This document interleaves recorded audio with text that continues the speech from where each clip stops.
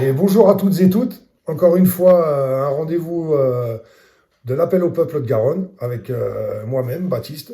Et aujourd'hui, je suis accompagné d'un jeune, Jules, originaire d'Aspet, pour encore une fois aborder les sujets qui tiennent à cœur à la jeunesse et les solutions que l'appel au peuple se propose d'apporter et se doit de leur apporter. Donc Jules, qui est un jeune étudiant, qui est originaire d'un petit village de Haute-Garonne qui s'appelle Aspet, en pleine ruralité. Et on va aborder avec lui des sujets qui le touchent. Et pour commencer, Jules, peux-tu te présenter succinctement, s'il te plaît? Ok, alors moi c'est Jules, j'ai bientôt 17 ans, 16 ans pour l'instant, et je suis au lycée de Toulouse, Stéphane Essel, et voilà, j'aimerais parler des problèmes qui nous touchent aujourd'hui, nous les jeunes. Ah ouais, ok, super. Donc toi, avant ce petit entretien, on a évoqué tous les deux, par exemple, toi, tu as sensation qu'aujourd'hui, l'alimentation, ou en tout cas la bonne alimentation, était quand même relativement chère.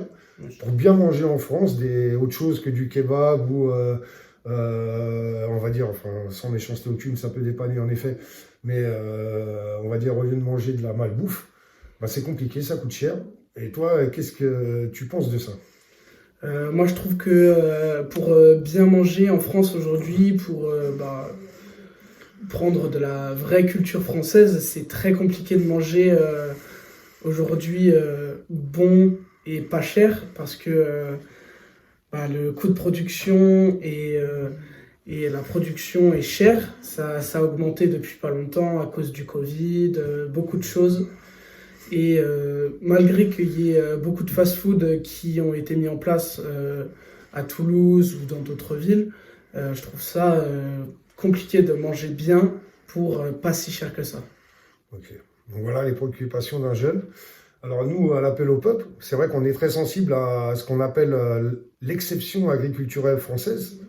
On est très sensible au développement des circuits courts et surtout très sensible aux accords d'importation qui finalement mettent un coup d'épée dans le dos, on peut le dire comme ça, à nos agriculteurs. Voilà, donc on a énormément d'élevages, de très bons élevages, que ce soit sur la volaille, que ce soit sur le bœuf, que ce soit sur différentes filières de production, que ce soit la filière céréalière, la filière laitière.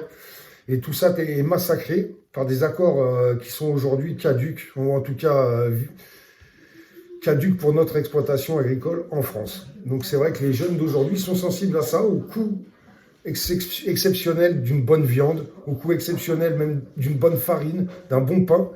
Et c'est des sujets pour les jeunes qui sont un peu particuliers. Donc c'est vrai qu'à l'appel au peuple, c'est bien que Jules soit sensible à ça parce qu'il habite à Aspect en pleine ruralité et il est parfois sensible, il est confronté aussi à des copains à lui qui sont fils d'agriculteurs ou d'agricultrices et qui se rendent compte du travail extraordinaire accompli par leurs parents et eux-mêmes souvent participent. Hein.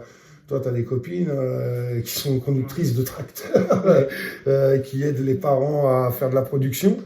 Et c'est vrai que le développement de circuits courts, ou en tout cas le développement d'une indépendance, même commerciale, est un sujet qui touche l'appel au peuple, qui nous touche, parce qu'on a envie de développer cette exception agriculturelle française.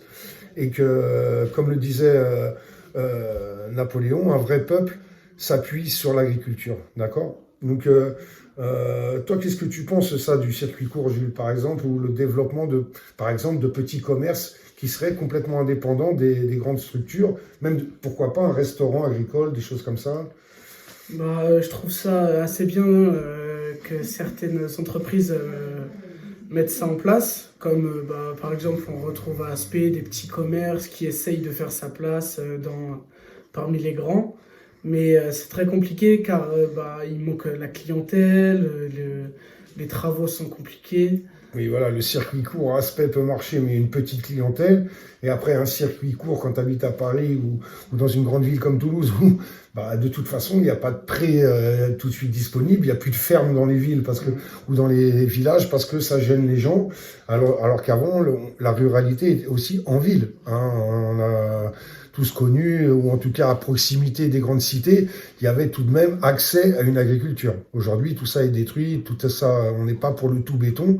On ne va pas non plus se nier qu'il y a une explosion démographique qui est très centralisée. Donc c'est pour ça aussi à l'appel au peuple, on se pose la question du développement économique rural.